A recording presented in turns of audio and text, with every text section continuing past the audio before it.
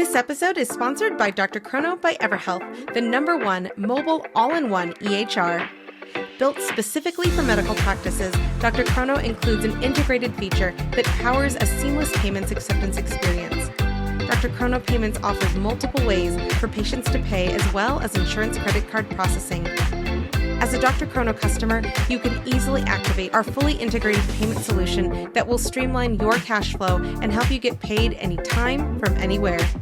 Deliver the best patient experience with a fast and easy way to collect payments. Visit drchrono.com/payments. That's drchrono.com/payments to learn more about Dr. Chrono today.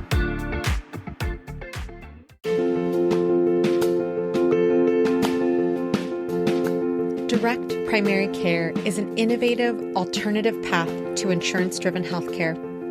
Typically, a patient pays their doctor a low monthly membership and, in return, builds a lasting relationship with their doctor and has their doctor available at their fingertips. Welcome to the My DPC Story Podcast, where each week you will hear the ever-so-relatable stories shared by physicians who have chosen to practice medicine in their individual communities through the direct primary care model. I'm your host, Marielle Concepcion, family physician, DPC owner, and former fee-for-service doctor. I hope you enjoy today's episode and come away feeling inspired about the future of patient care, direct primary care. Direct primary care to me is direct access to my patients and knowing my patients well. I'm Dr. Amanda Dornfeld from Sage Direct Care, and this is my DPC story.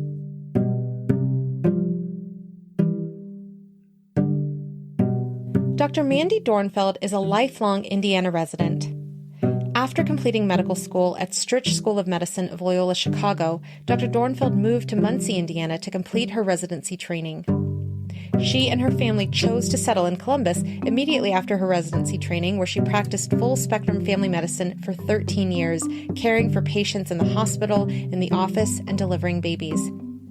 In 2020, she and her family moved to Whitianga, New Zealand for an expat experience where she worked as a very rural GP doctor.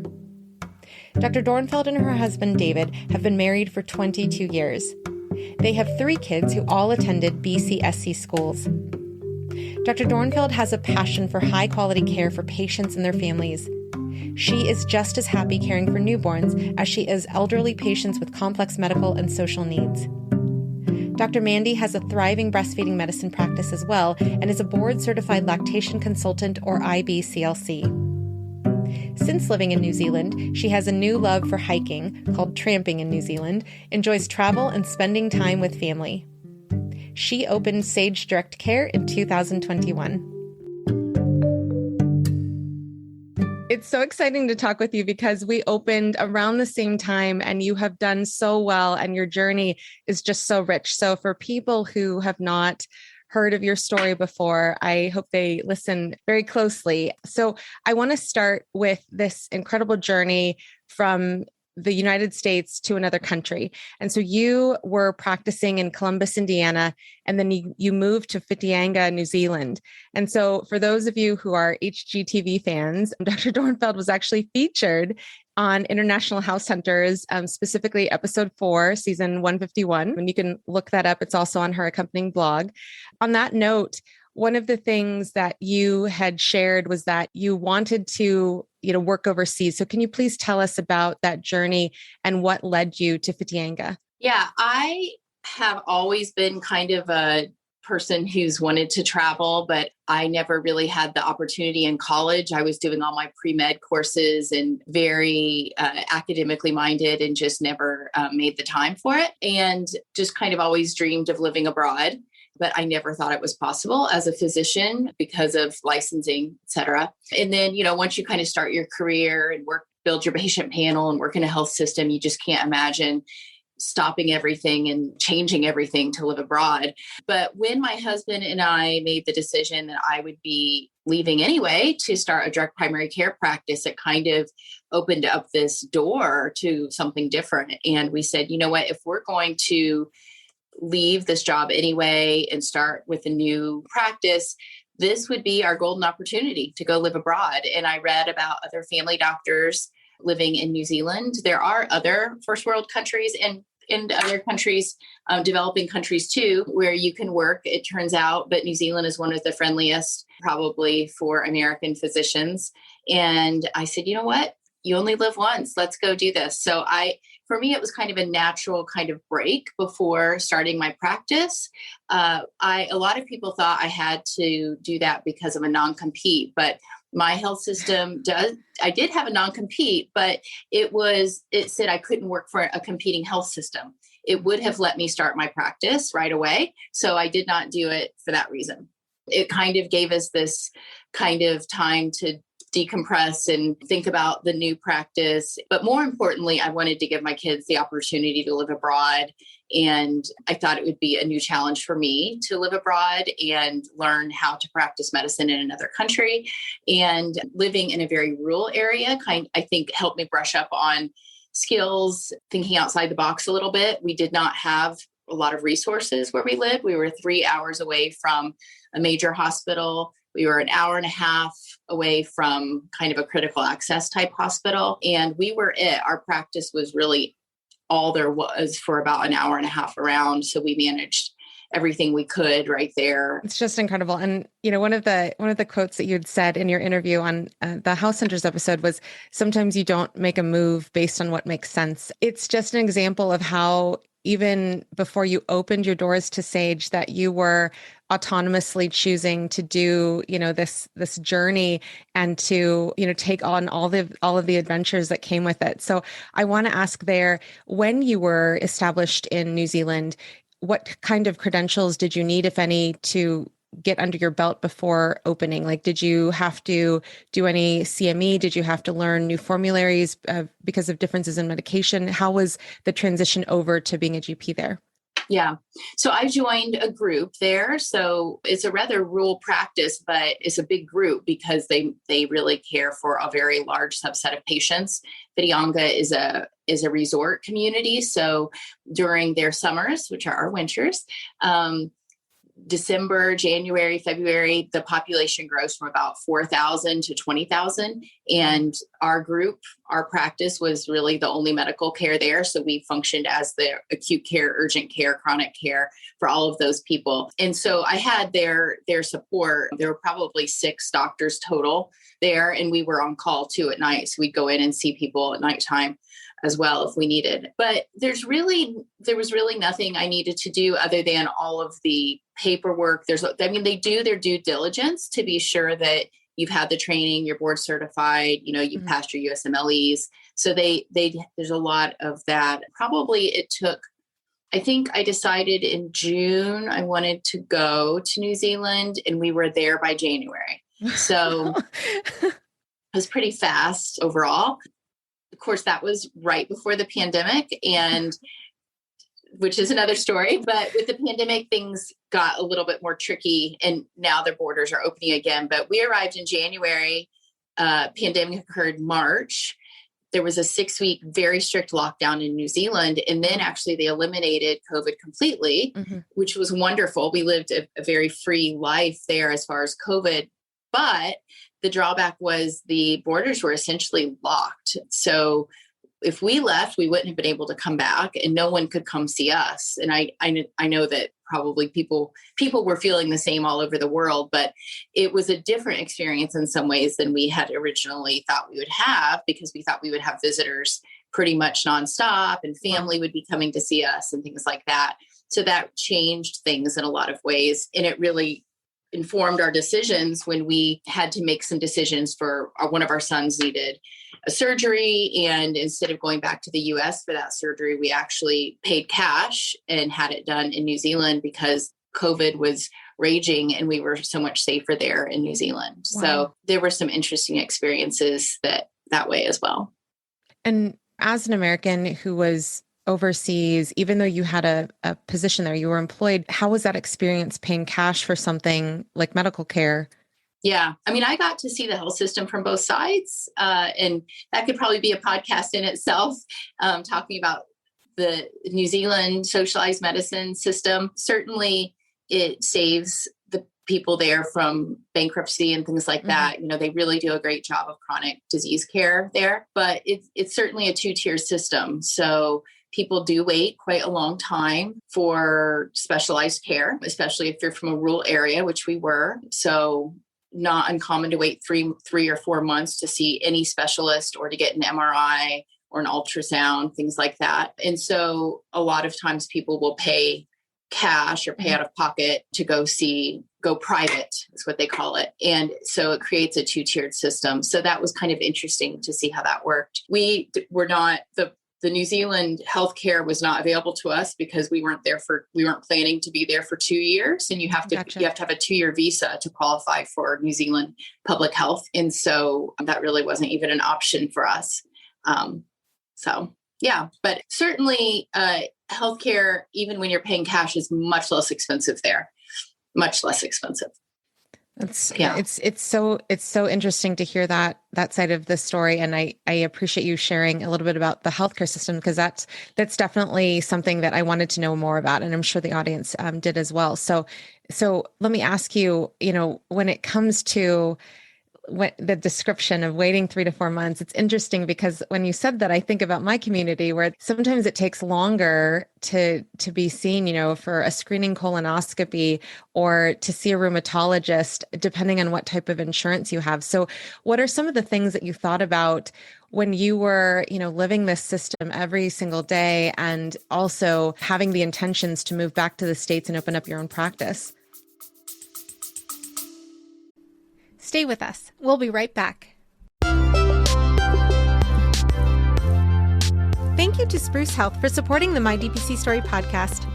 The ways we communicate have changed dramatically over the past decades, but technology and tools in healthcare have not kept pace. Patients want more access and digital convenience, as well as the ability to text their care teams. Care teams are inundated with more communication and rising expectations, but are still using tools and technology stuck in prior decades. Spruce Health created a solution for the tech-forward DPC practice by creating a communication product designed to serve both the patient and the doctor through intuitive HIPAA-compliant workflows, tagging, scheduled messages, and triage templates ready for use, whether you're on your phone or in the exam room. New users get 20% off for the first 12 months of a paid plan with code MARYAL20. That's MARYAL20. So check out Spruce Health today at sprucehealth.com or check out the link in the show notes.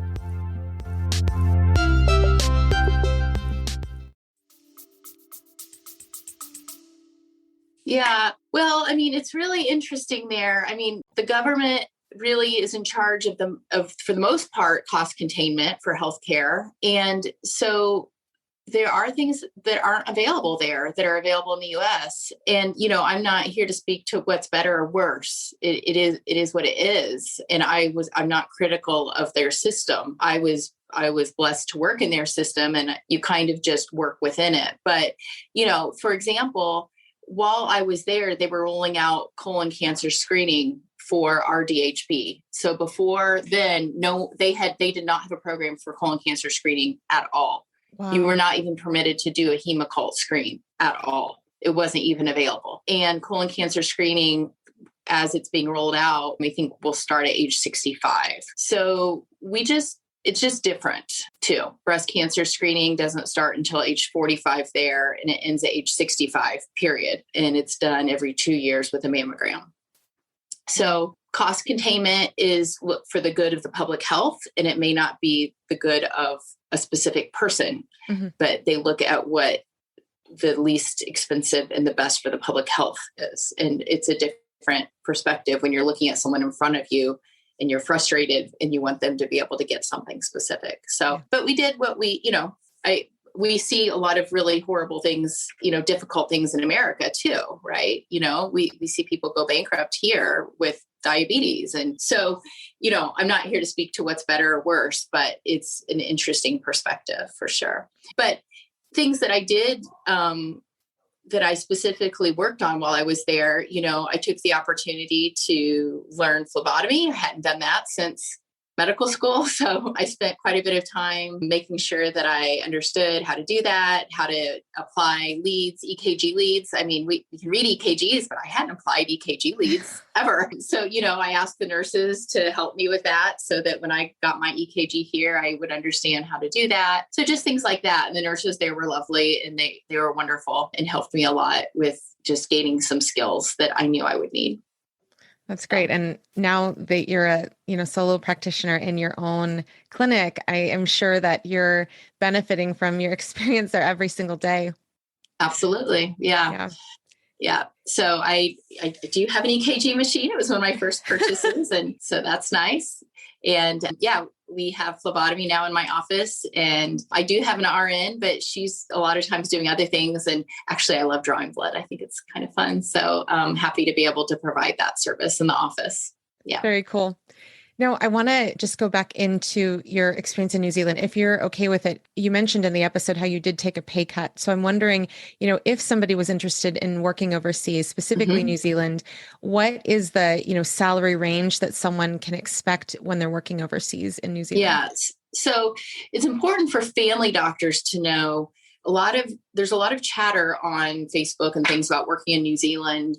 But family doctors, it's a little different as a family doctor working in New Zealand than any other type of doctor working in New Zealand. And that is because family doctors essentially in New Zealand are GPs, which everyone in New Zealand gets a GP. There is no such thing as like a primary care pediatrician or a primary care internal medicine doctor. It's all GPs. And then every other type of doctor is considered a specialist. And all specialists essentially work for the government or the DHB's systems. And so if you work for the government, you're in a union and your pay is scaled by your years of experience, et cetera, and it's set for you, and you get 6 weeks of vacation and 2 weeks of CME paid for and a lot of benefits. And quite frankly, the union and the rules are set up so that your hours are set. As a GP in New Zealand, you don't generally work for the government. There are some rare exceptions to that, but basically you work in private practices. And the way you think about it is the way I think about it is there are private practices, they're privately owned, but they have a government payer. The government payer is the only payer. And so it's kind of like an HMO kind of. So they will be then contracted to have a number of lives, and they get a number of payments, so a certain amount of payment for a number of lives that are enrolled in their practice. And you enroll with a GP, and then that is your GP that you go to. You don't go to a different GP. You're enrolled with that GP. It's kind of like an HMO would be here in the US. And so when you're working for a private practice, you don't have those government benefits because honestly, they're working on a shoestring. They are trying to see so many patients. And I mean, they don't have that benefit. And so I don't blame them, but you can't expect your lifestyle in New Zealand as a GP to be what it might be if you're any other type of specialist. So I actually thought I worked pretty hard. We worked really long days. I took call. It was actually quite difficult for me to get vacation because I lived in a resort community. And so they needed me to work when it was busy, and it's busy in the summer. It's busy at school breaks. And so I think those are things to think about for people going over there.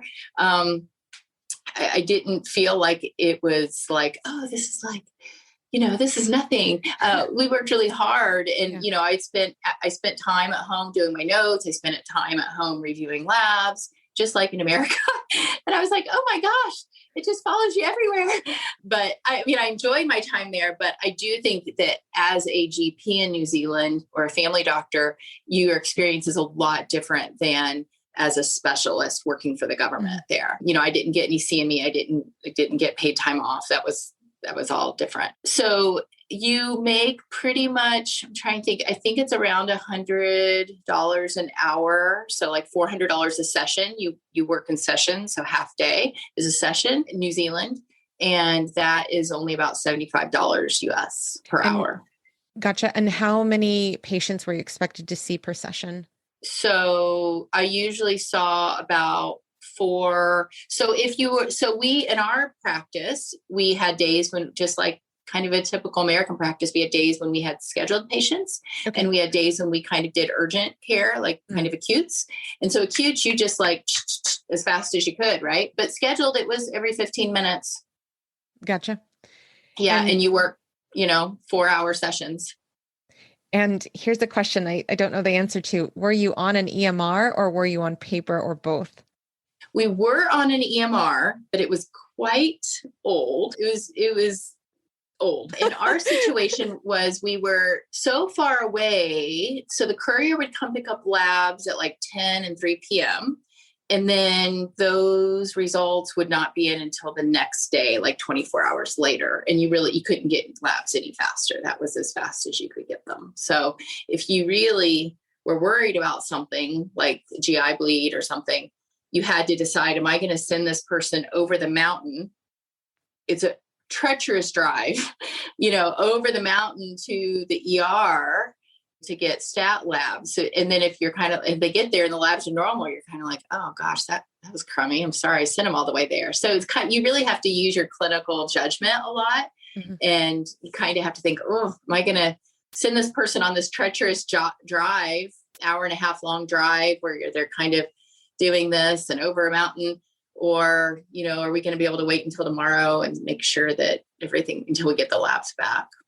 And one of the other things that you had mentioned in socials as well as on the House Hunters interview was that you had always envisioned then opening up your own practice. And so I know that your stay in New Zealand had a time limit to it, but I want to ask, when you had envisioned, opening your own practice, when did that seed start to grow in your medical training or medical employment here, or was it in New Zealand? And how did you learn about direct primary care specifically? Yeah. So I left employed. So I worked only one job after residency, went straight to that employed position. I always wanted to do full spectrum family medicine. So I did inpatient, outpatient, peds, newborn, and obstetrics. About 2 years before I resigned, the hospital went to a straight hospitalist model. And so we stopped doing adults. But for all that time, kind of did everything. And about maybe 5 or 6 years before I resigned, my really good friend, Maura McLaughlin, told me, hey, I quit my job at my big hospital system where she had worked and said, I'm opening this practice and it's a DPC. And I said, it's a what? And she told me about it. I went out and visited her. So Maura and I went to medical school together. We've always been close friends.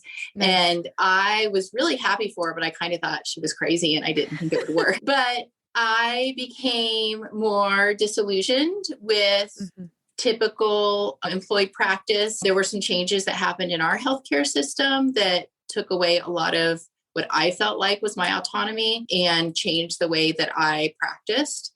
And I was just unhappy with that. I felt like I couldn't be there for my patients the way that I wanted to be. And I kind of started to think, wait a minute, what is the goal here?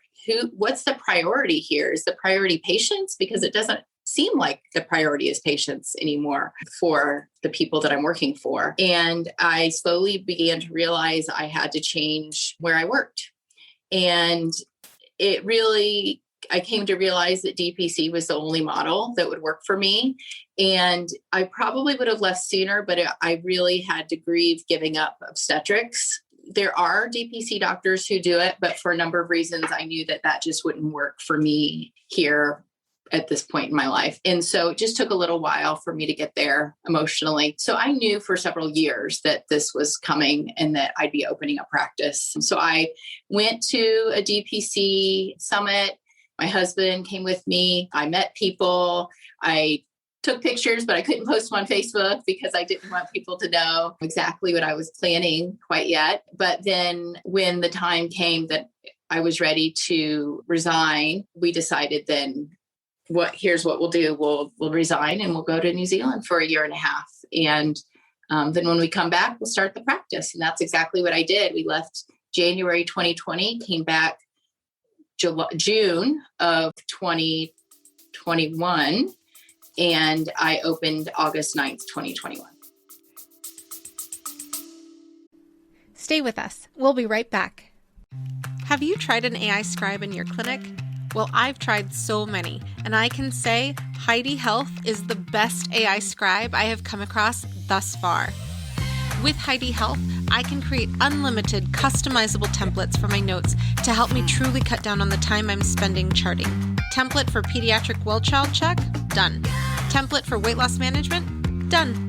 Some of my favorite things I've built into my AI template, beyond the general soap note, are having a list of actionables for our team to take after a patient visit, having the diagnoses listed, and creating an after-visit summary for our patients. Not only have I found Heidi Health to be the most helpful, customizable AI scribe so far, it's also more affordable than most out there. So try Heidi Health today and see how you can harness the power of an AI scribe for your practice. To get an entire month of Heidi Pro free, go to the homepage of mydpcstory.com and click on the Heidi Health ad. So many questions there. So I want to ask first, because you mentioned your husband, and one of the things that I love about house hunters is they say like, this house is this much money, this house is this much money. And there definitely was financial banter between you and your husband in that episode about, which home were you going to choose? And so I want to ask, when your husband and you were discussing about, okay, now as we're in New Zealand, I'm planning on opening Sage. What was the discussion to plan, especially financially, because your husband's a CPA, to open once you got back to the States so quickly? Yeah.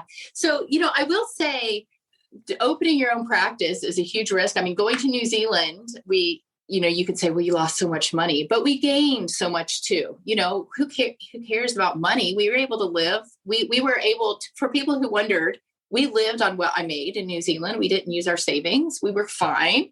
You just live a little bit more modestly, and we traveled and we did a lot of exciting, fun things. But I think you just kind of reframe your world a little bit. And you don't have Netflix, and you don't have Amazon, you don't have Target, in New Zealand. So that just takes a whole bunch of money away. But everything's a little bit different, and your priorities change a little bit. But the other thing that I need to say about a supportive partner is that he was 100% on board with me leaving a really good paying job and opening a DPC from day number one, because he knew how important it was for me to be happy and how important it was for me to be able to take care of patients the way I felt like I needed to take care of them. And it didn't matter to him if I was going to be making a third of what I was making or whatever it was. It didn't matter, because at that point, it's not about the money anymore. People survive on very little money. It'll work out. And he knew it would. So that was never a question in his mind, that's what we should do. And I should point out that I was always the main breadwinner in our family. Dave was a stay-at-home dad since my kids were babies. We have 3 children. He is a CPA, and he always worked just tax season. So he always worked part-time during tax season, so he could be home by 2:30 and get the kids from school, January through April until 2:30. But I was always the breadwinner. But it didn't scare us, because we knew that we just felt very confident and that we were making the right decision for us. So. And when you guys, though, had the discussion that you were going to open Sage, did you guys save up even before you moved to New Zealand to open your doors? Okay. Yeah. So that's a good question. Like, how could we come back and start this business? Because I've not done I've been blessed that I've not moonlighted. I don't have a side gig. So we knew we needed to hit the ground running and get this practice opened as soon as possible. So we landed, I think, like June 9th, and I opened August 9th, which I think about it, it's like, that's crazy. But so we did save quite a bit of money before we left, so that I'd be able to start the practice when we got home. And then of course we had to use some of that money to pay for Luke's surgery in New Zealand. That was unexpected, but you do what you do. So but my goal was to get home and get this practice started like really quickly. So when I was in New Zealand, I started posting. I'd had a Facebook page for a while, like Dr. Mandy Dornfeld, and people kind of followed me, and I'd post occasionally. And then I started increasing the posts. And then after I decided on the name of my practice, I changed the Facebook name to Sage Direct Care and introduced it that this would be my new practice. And so I already had some followers, which worked out really well. And so I kind of started generating chatter, social media chatter that way. And so people were interested. And I think that that really helped that even though I'd left the community for a year and a half, or essentially almost 2 years at that point, people kind of still remembered me and my story, that I'd been away and came back, and that I was coming back. And so I found an office space in July. It wasn't exactly what I wanted, but we needed to make it happen quickly. My office space is in a strip mall, which is not what I wanted either, but it's about 1,500 square feet, way bigger than I wanted. But you know what? A lot of things worked out for the best. So my husband also decided to start his own CPA firm. Mm-hmm. So we did want space big enough that he could sublease from me, because it's just convenient to be in the same space. And the build out started kind of mid-July. Wow. I opened August 9th in a back room of that space. Like literally there was construction going everywhere, and there was like this little trail you could take, and there was like a back room that I kind of had set up, and it worked, it looked nice in there. We had an exam table that I bought used before I went to New Zealand. I had a little desk, I had my computer and things, and people were very patient. And I look back then, I think they must have thought they were joining this cuckoo practice. Like, I can't believe they even came and saw me there, but they did. And it took about 4 to 6 weeks for the build out. And then, so I now have 2 exam rooms, an office for my nurse, kind of a phlebotomy station, a handicap accessible bathroom, and then a really nice big open space with like a couch that patients can sit on if they're waiting, but most people don't wait. And then a little coffee station. And then we have like a little break room, and then about 500 square feet that I just wasn't sure what I was going to do with. It was just there, and it's with its own private door. And long story short, a chiropractor who I've known for 13 years, a really lovely lady, was looking to start her own private cash pay business. And after being part of a larger practice in town, and it just dovetailed really well. It was the right size for her needs, and I didn't really need the space. And so she paid for her own build out, and she's actually opening April 4th. So, and it was definitely a decision, to put someone in that space. For one thing, you're sharing your space. And by doing that, even though I'm not employing her, you are certainly saying something about the people in your space, that you endorse them. There's somewhat of an endorsement there. But I know her really, really well. And she's, I definitely chose someone that she's very much a proponent of Western medicine, vaccines. All through COVID, she, talked to people and posted on Facebook and social media talk to me about COVID vaccines and why it's important and things like that. So I felt like it was a good match for me. That's wonderful that you found, such a collaborative environment. You're tailoring your practice and your setup to your community. So I really love that. Yeah. So I don't know that she'll be there forever. I don't know that we'll be here forever. I'd love to buy my own space someday, but we needed to get open quickly. Yeah. And so we were able to do that. And I love you mentioning that, because there's a lot of, especially in the people who are, exploring or pre-contemplative, there's a lot of chatter about, it's not ready yet. I'm not ready yet to open. I'm not ready yet. And I mean, you're an example of like, we got to start and it's going to happen August or not. So I definitely would say, going back to being in that place of everything is going to open on this day, whether it, the build out is perfect or not. Did you have any doubts at that time in terms of, like I got to push the date back? Because I would love for you to share this for other people listening, especially if they're, hesitating, even though really, when we look at it, you just need a stethoscope and your medical training to be able to do DPC. I mean, yes, there's some things like you need malpractice, but did you ever have any thoughts that could be helpful for other people to think about if they're in that place of, oh, I'm hesitating, and they don't necessarily need to be? Yeah, I think your points are definitely well taken, for sure. I think you're exactly right. You don't need a whole lot. There are things you do need, however. I mean, like, for example, I had a kiddo, I enrolled this lovely family and told them I'll be able to help them with things and, give me a call if something happens. And literally a week after they enrolled, 1 week after I opened, their kiddo, he had a laceration on the back of his head and I needed a way to close it. And so they actually live about 45 minutes away. And, and he wasn't a girl. His hair wasn't long enough to do the little tie trick. I had suture, but it's been so hard to get lidocaine. I didn't have lidocaine. And I'm like, oh my gosh, da, da, da, da. And so she'd sent me a picture. So I kind of had an idea. And so but I didn't have anything. And so this is where, just using resources. There is a private practice, peds practice in town that's not a part of the big health system. And I just called one of the pediatricians up. I said, look, would you let me borrow a Dermabond and I'll pay you back for your Dermabond? And she was very kind and let me do that. And so I was able to meet this family at the office, and it was the type of lac that, staples might have been ideal, but Dermabond was fine. It was like a 3-year-old and it was fine. And it saved this family a lot of money, and they were happy as could be. So I think there's things like that definitely will come up. And it's like, oh gosh, I'm going to need that, and now I've been open for 7 months and someone just, made an appointment to have me take staples out of a laceration. I'm like, I don't have a staple remover. So I had to get on and, have a staple remover set, but at least I had some warning so I could get it here within 24 hours. And there's things like that do come up, but usually, it would have been okay if I told that patient, I'm sorry, you're going to have to go to urgent care, but I wanted to try to do what I could for them, So I think kind of using your resources when you can.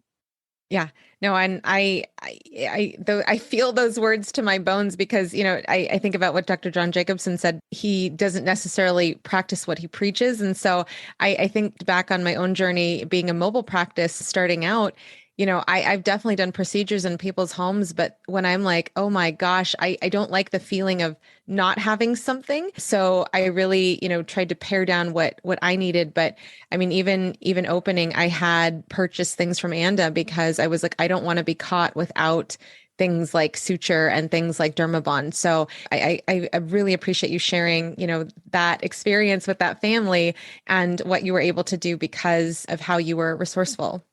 Mm-hmm. Yeah. And so I just think, families understand too, and you kind of make the best of it, but we won't always have everything we need. That, I didn't always in fee for service either. So I think you have to remember that. And I think that families really are appreciative of what we do for them. And that brings up another point. I decided to go ahead and have texting service and I use Spruce. And, I find that patients really appreciate that. And I kind of decide when to write them back and when not to write them back, but I have patients text me all the time and they know that that's kind of okay because I feel like that's kind of when it works for their life. Mm-hmm. And so I know there's a lot of discussion on Facebook about, when should patients text you or are they allowed to text you? And it's like, who am I to say when they're, I don't know when they're awake or when maybe they just got home from work. And so I try to think of it from their perspective too, like they just thought of it. I can't, that's not their fault. Now I'll make the decision about when it's appropriate to write them back, but I think that they really appreciate having that as an option. So for me in my practice, that's worked out well. That's great. And with having 3 kids, with having your practice be more than half full by the time of this interview, it's really great that you talk about boundaries because boundaries are definitely something that sometimes we don't necessarily know what we want those boundaries to be until we experience something where we're like, ooh, don't want to do that again. So, and then, you and I are very similar in not only opening date, but also technology. You and I are both on Spruce and Serbo. So how do you, in terms of using the platform with Serbo as well as Spruce, how do you combine those two to work well for your patients? Well, I probably am not as technologically smart as you are, because I know that you really know a lot about the Serbo and all of the amazing things it can do. But what I just literally will open Spruce on my desktop, and I will, if there's a conversation that needs to be documented into Serbo, I will copy and paste it into an encounter note, and I'll just label it text conversation. And then if I have made a plan as a result of that text conversation, I'll literally just write assessment and plan starting blah, blah, blah. and then that's it. But it's actually really easy to just copy and paste in your on your desktop. So I do not copy and paste every single text conversation. Mm-hmm. Most are just not significant, but anything that's significant enough that we're actually discussing something medical, I will. I really love it. And I did choose to hire, I got to about 100 patients and I really was feeling I needed some help. I don't know how people do it with a micro practice or a practice without any help, but I was feeling like I needed some help. And so I chose to hire an RN, and it was a fantastic decision. I always knew I wanted an RN. I wanted someone who had that extra medical knowledge and was licensed. I am an only provider practice. And so if I'm not here that day, I can call her and say, look, someone's coming in. I want you to do these vitals and tell me what they are. Or I want you to, they need their they need a Rocephin shot. I know, I already decided. And because if I'm not in the building, it's okay, Yeah. And so I feel like she also has 20 years of pediatrics experience. So she is really great at giving advice and triaging if I'm seeing patients, and she's, manning the phone. But it's so wonderful with Spruce that we both get the text messages. I mean, I think that's really great. We both really like Spruce. So it's been good. And so my RN also is basically my practice manager too. She kind of does like social media, practice management, and then kind of RN stuff.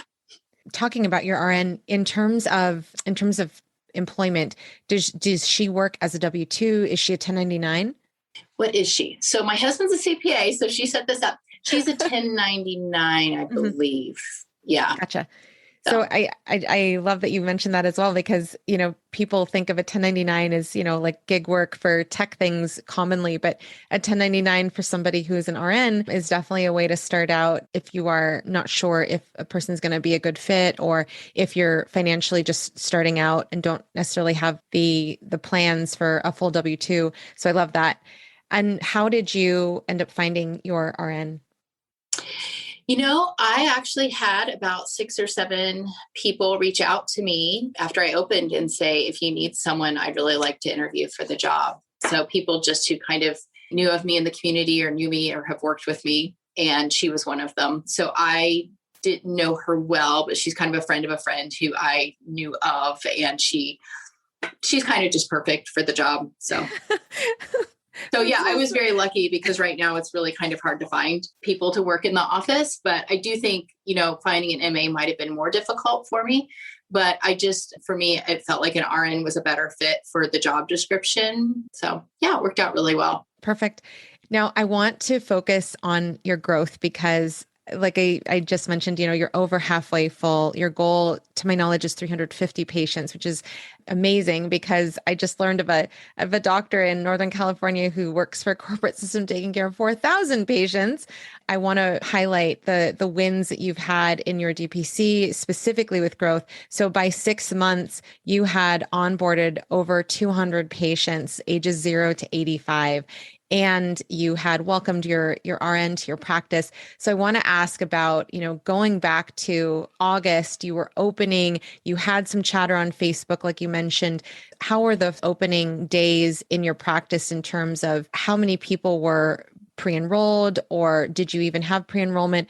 And how was getting patients in from being scheduled to physically being seen in your practice?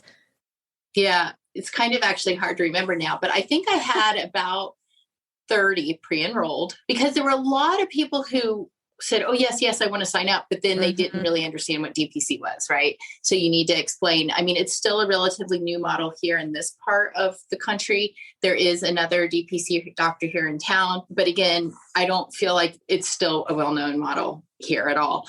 And so like people say, people either get it or they don't. And the ones who get it, they're like, oh, no problem. Great. And the ones who don't are like, what? We literally had someone, Megan, my nurse, called someone back. We were making a home visit together, and I was driving, and she called someone back, and I heard her on the phone, and she was talking to him and explaining it. And she said, well, yeah, here's the price, and it's monthly. And the lady said, and the lady, we could hear her whisper to her husband, that's crazy. It's like, clearly it wasn't for her, and that's fine. But So there were quite a few people who at first thought they might be interested, but then just the model wasn't a good fit for them. So I think I had 30 true people enrolled before I opened my doors. And my growth has been just about a tiny bit over an average of over one person a day enrollment since I opened.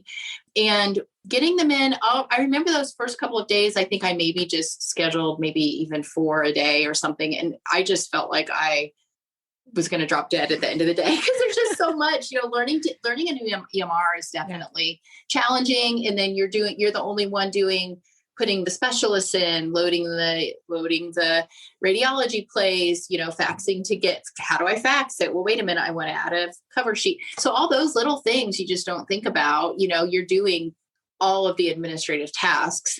You need to get records, that fax didn't go through. I need to figure out why. And so it just took a lot of time to become efficient. But since then, I have really done essentially almost no advertising. I did participate in the community the newspaper has like a contest for best doctor, best of everything. And it costs $350 to participate in that if you put your picture, I think, in it. And so I did that. And I also did a ribbon cutting with the Chamber of Commerce. And I think you pay $350 for that because there is an ad of the ribbon cutting. And those are the only 2 paid advertising I've done. That's incredible. And in terms of, adding one patient a day, I definitely would say, that is hard work. So congratulations on that. But when you were seeing this amazing growth, what were people saying as their lead source? What were people saying like, oh, I heard about it from so-and-so other person who's already joined your practice? Or how did your practice grow so quickly without, investing so much in advertising? Yeah. I mean, word of mouth is huge for sure. I mean, basically that is it. That's all it is for me is word of mouth. But I think there's like a mommy Facebook group and I'm in it, but mostly just to kind of be stalking. I try not to comment. And I do see that my lovely patients are quick to recommend me, which has been very kind of them. I think it really helped that I was well known in the community before and probably had a patient panel of around 2,000 patients. And I also delivered babies before. So there were patients who would kind of come and go as obstetric patients as well. I have a few families that are health share type families. And it seems that some of them are kind of in the homeschool community health share, and they all that kind of goes together for whatever reason. And it seems like they will recommend to each other. So I think that, if they're happy, I guess they tell other people. And that's what we want to do is keep people happy. Amazing. And because they love you in your practice. So that is incredible. It is a different model. So we really want to treat people well. And I think it's just high personalization. And I think that most DPC doctors would say the same. And I will say also, I think my nurse, Megan, has really been a huge part of my success. I mean, she gets it. She gets DPC. She gets what Sage Direct cares about. She gets our values. And she is an extension of me and our brand. And so when I'm not able to reach out to a patient, I see her doing that on text or, by phone calls and doing what I would want to be doing if I had the time. And patients adore her. And she is just an extension of the brand. And she really takes good care of people. I love that, the extension of the brand, because at the end of the day, you're working as a cohesive clinic and you are the lead person. You are the person who's on the website. When, people see your photo, you are the doctor. And so it's incredibly important to have anybody who's working with you really understand the model. It makes a difference because when you talk about the word of mouth, any interaction with your clinic, whether it be on social media or whether it be talking with somebody on the phone or a virtual assistant, you can really benefit from somebody, like you said, who really understands what direct primary care is and who is, a cheerleader for the movement. Yeah.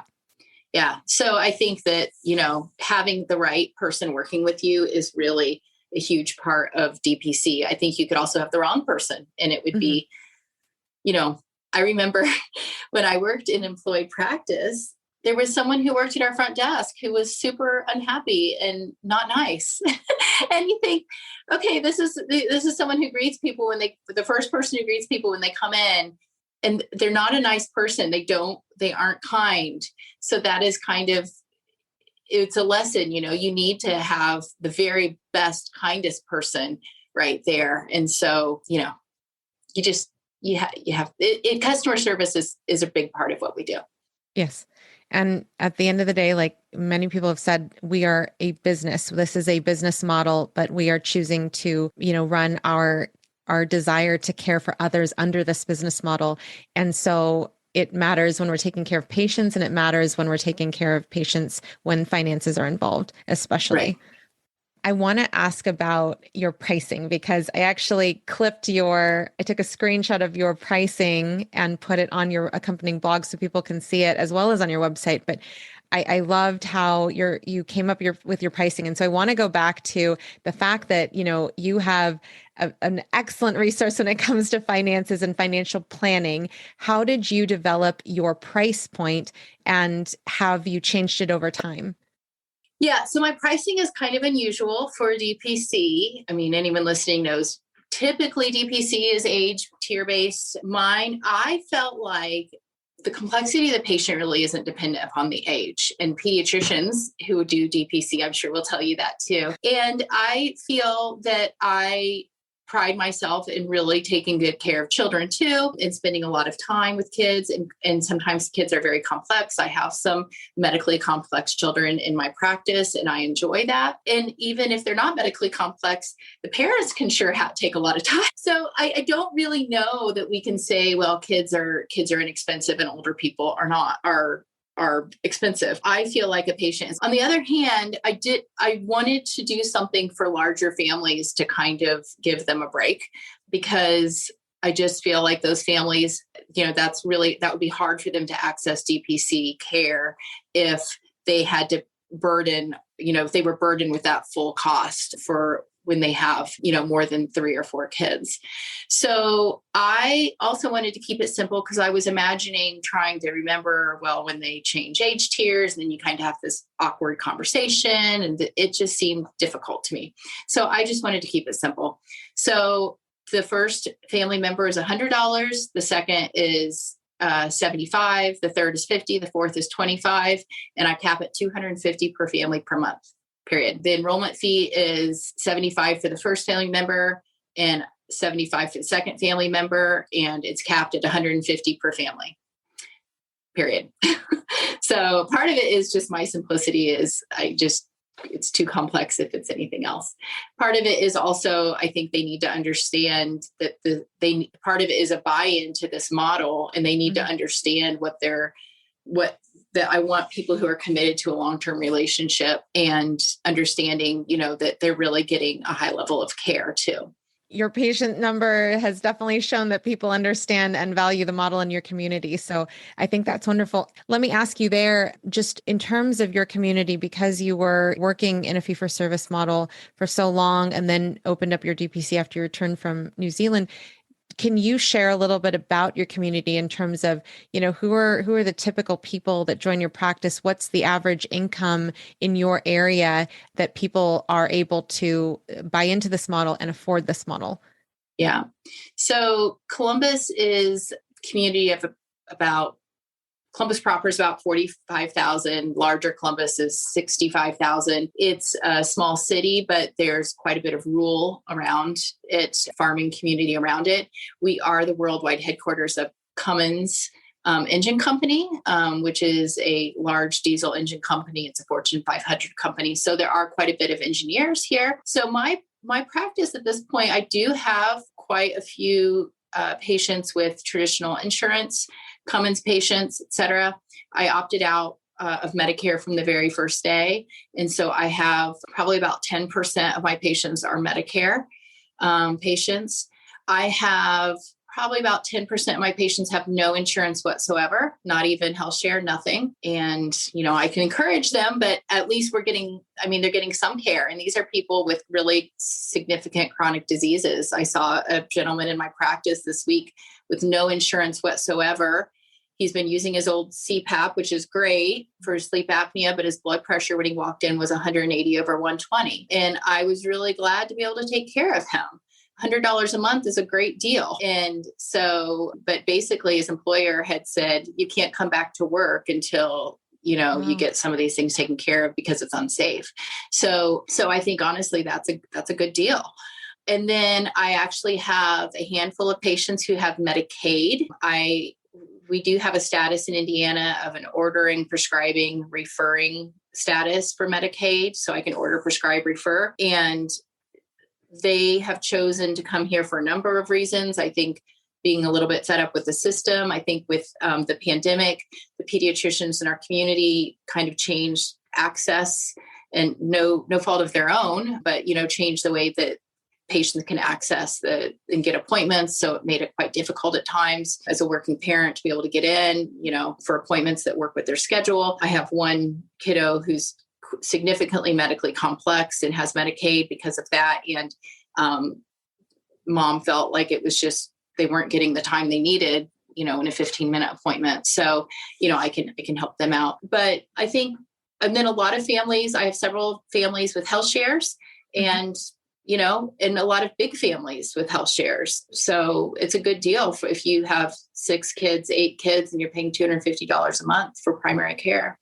Absolutely. I can imagine what a family of 6 would have to face had they not had access to your practice in terms of avoidance to go to the doctor as a cost, as well as, just copays that might add up for every well-child visit or every time somebody gets sick. And then delays in care definitely add up if you have to go to the urgent care. So yeah, it's just incredible. And no, let me ask, in terms of, because you're in your first year, this is based off of some dialogue that I've seen with regards to overwhelm when it comes to growth of the practice, when it comes to the types of patients that you're taking care of, when it comes to boundaries, any and all of the above, when it comes to, feeling the sense of overwhelm as a DPC physician and owner. So I want to ask, in terms of your time in DPC, have you experienced overwhelm, and how did that overwhelm look to you, and how did you get through those times? Yeah, I definitely feel a little overwhelmed at times. And I have considered pausing new enrollments, but I really don't think I should, because I think it's hard to get that momentum going again, because then it's like the word gets out that Dr. Dornfeld's not taking new patients. So I think that, as long as we can kind of keep on keeping on, I'd like to just get full and then have a waiting list. And I actually think things will settle down quite a bit, because I don't know what other DPC doctors have found, but I find when onboarding a new patient, it seems like it takes quite a few, maybe a few appointments before they're kind of settled in. Maybe there's some acute issues we need to deal with, or maybe some chronic issues that we're not taken care of for a long time. And so there's just a lot of attention that we need to, give to that person. And so it's just a lot. So I'm hopeful that, and that's kind of what I keep telling myself, that once I get to kind of a sustainable point where we aren't growing, that everyone will kind of be settled in, and I can catch my breath a little bit. So for sure that has crossed my mind. I could not do it without a nurse, kind of a person to bounce ideas off of. So for me, that was huge. It's also a gift to myself, because clearly I pay her, and, I could make more, I guess, without her. But for me, that was definitely worth every penny. She's really, really helpful to me. And then my husband's, he doesn't work for us per se, but he is in the same building as he subleases, but he kind of manages kind of the behind the scenes, like if a credit card doesn't go through, then he'll kind of be the person who calls the patient and says, "Oh, we noticed your credit card didn't go through. Do we need to change the credit card or something?" So it's kind of nice that, like, as the clinical person, I don't have to do that, because I don't want to do that really. And so it's really great that he's able to do that, kind of take on that role. Gotcha. And how about in terms of your schedule? Like you mentioned how you'll ask for, records to be sent to you. Do you have time in your schedule that you've blocked for administrative tasks or doing the financials? How does your schedule work? Yeah. So I don't schedule patients on Thursdays. I will see people acutely, like if they call in and they're sick or whatever. So like this past Thursday, I saw 2 people, but, so that'll be my day to do things at home, but I'll also, come in and do things around the office or do administrative things. Or Megan and I will meet and talk about, upcoming social media posts, or we have like a little newsletter we do every 3 months. We talk about that. So that's kind of my day for things like that. But I would say, honestly, I still work so much less than when I was in fee for service, and on call all the time. And it's just so many notes and messages. And it's just, my life is so much fuller now. Really. It's just much better. I love it. And one of the things that I loved reading about on your website, and I'd love to have the audience hear more about, is you are also an IBCLC. And so can you please share about the breastfeeding medicine arm of your practice?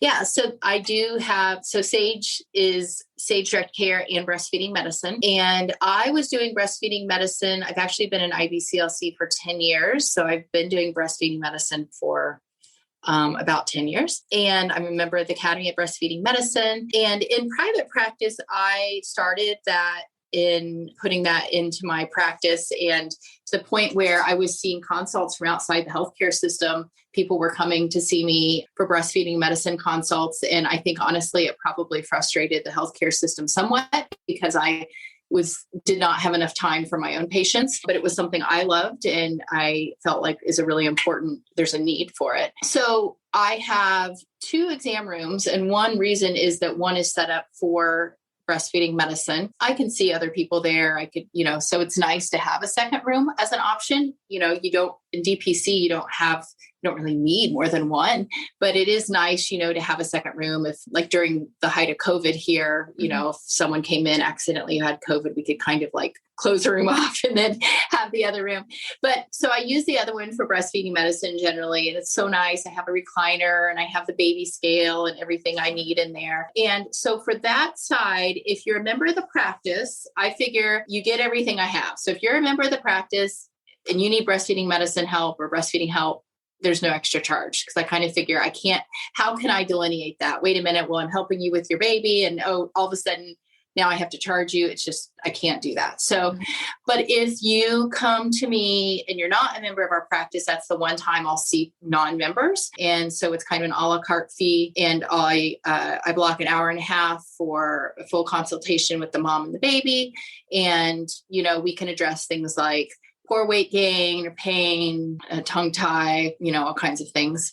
And generally I do a full assessment of mom and baby, watch the baby nurse, do a pre and post weight, and then kind of develop a whole feeding plan.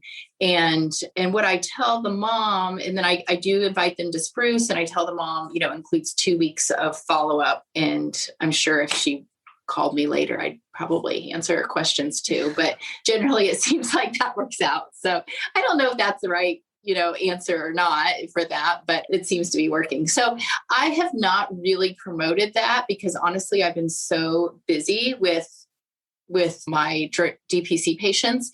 So the patients I've seen have just kind of come because they've heard. So I do give them Serbo allows you to print out a receipt with like the CPT code and the ICD-9 code and everything. And I do give them that if they want to try to submit that to their insurance. Obviously on the DPC side, we don't do that, but for that side I do. And I do use lactation codes, and some patients have been reimbursed, but I warn them I can't guarantee that. Patients can also use their HSA if they want. So that's kind of how that works. And at some point, I probably will want to promote that a little bit more. I probably see, 3 a month right now, but right now it's just 3 months fine. But at some point, I'll probably grow that some more. And when you talk about growing that some more in your future and going back to the goal of reaching 350 for your practice, I want to ask, how did you come up with that number as your goal? Honestly, I kind of looked at, I knew I wanted to have the breastfeeding medicine practice as well. And I wanted to be able to have time to be able to do breastfeeding medicine. So that was one reason why it's not like $450. And then I also kind of looked at what I expect my per member per month to be. And I really wasn't sure what it would be. You don't really know like what your average will be, but my average seems to be about $75 per member per month. And then you kind of just look at your expenses and start subtracting them out. And, my nurse is my most expensive expense. People always are. And then, your rent and everything else. And then just look at, am I going to be able to, what do I need my income to be? And that's kind of how I came up with that number. And so, it could change. It was a shot in the dark. I didn't know. When I was in New Zealand, kind of coming up with this, there were so many days I just thought, will anyone even come? Will anyone sign up? I don't know. I didn't know.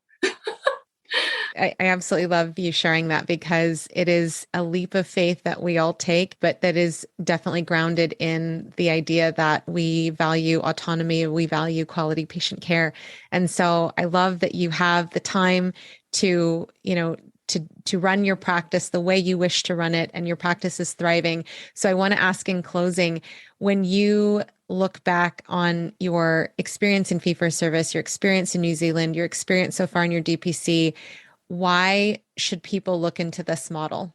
I think this model, I can't even say it in a couple sentences. I really think it's going to save primary care. I really am a firm believer in that. If you look at what's happening with the loss of autonomy and moral injury and burnout in the traditional model, I think, that those doctors are just really, the loss of autonomy caring for our patients is really a huge loss for us. And I think that this model is really important to be able to save primary care. I also think that it will save money, healthcare dollars. We think about, patients have to pay money. But if you look at the healthcare dollars overall, I really think it saves money in the big pie, the big picture. And we need to start looking at how to cut down on wasted dollars in the healthcare system. And I think that, we need to start looking at unique, novel ways to do that. And I think DPC is the way to go. I just think this is it. And for those people who have taken your words to heart, in terms of the first steps, what would be, the first steps that you would recommend somebody take if they're exploring DPC and they're just really learning about what this movement is and who is doing it?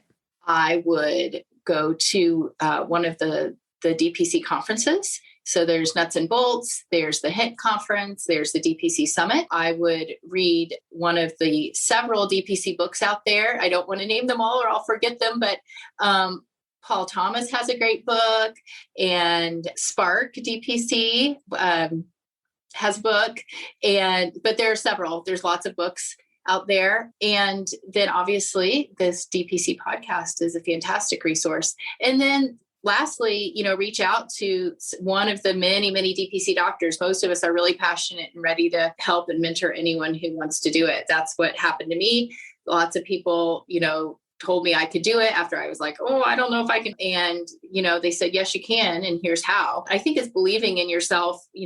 Most of us weren't trained in business. So I think that's a huge leap. I think it's really unfortunate that, we don't get that training in medical school. But the neat thing about DPC is it's a pretty simple model, really, with the billing. It makes it very, very simple. So you are your best.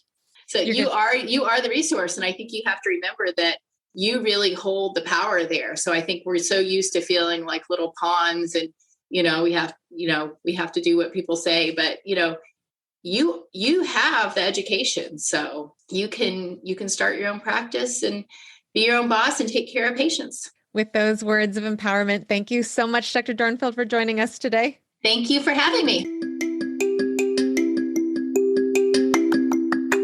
Next week, look forward to hearing from another amazing DPC physician. Now, I looked through the stats for the podcast since it started, and the data is beyond incredible. My DPC Story is ranked in the top 0.15% of all podcasts on the globe. Yes, the globe. Every single month over the last 2 seasons, we are ranking in the top 250 of the Apple Podcast Medicine chart every month as well. If you would like to join us in helping spread the word about DPC, consider sponsoring the work we're doing. Go to the sponsorship tab at mydpcstory.com or check out the link in the show notes. Now, to our listeners, thank you so much for helping more and more people find the pod by sharing the word about DPC. To our guests, thank you so much for sharing your stories. If you are looking to be a guest next season, apply on the contact page at mydpcstory.com. There you'll also find DPC swag, past episodes, resources, and more. And as always, if you're looking to read more about DPC on the daily, check out dpcnews.com. Until next week, this is Marielle Concepcion.